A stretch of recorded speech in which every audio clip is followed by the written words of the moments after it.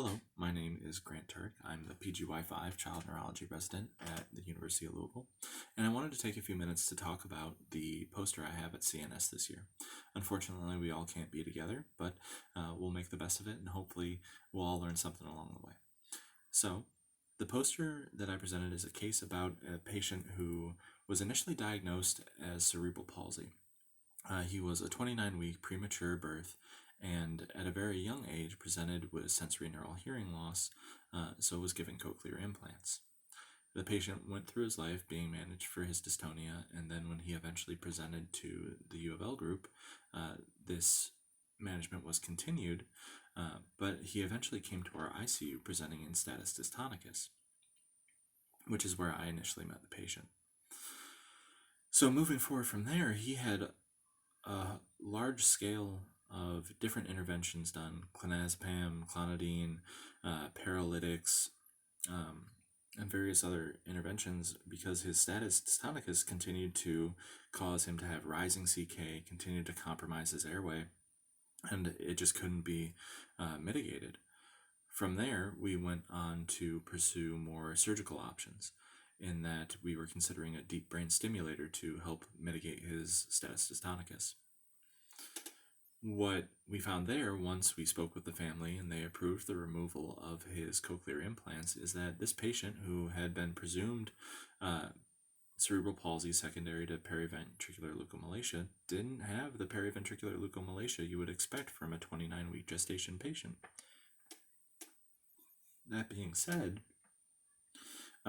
it caused us to scratch our heads and raise some concerns about a possible cerebral palsy mimicker.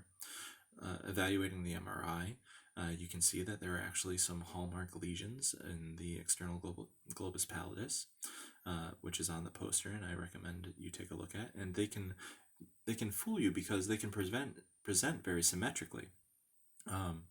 So right there in the external globus pallidus, you wind up having these T2 bright lesions that are almost pathognomonic for this presentation, which after genetic testing we found was a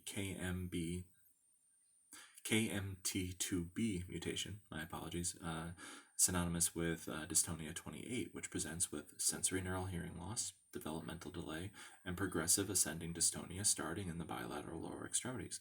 So it's very easy to see how this type of patient can present as a cerebral palsy mimicker.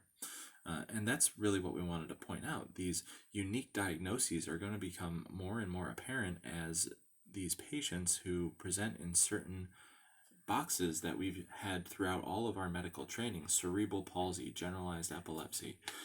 They're going to become more and more specific as we learn more and more about the genetics of the human genome. We learn about the different pathologies that come from certain specific mutations.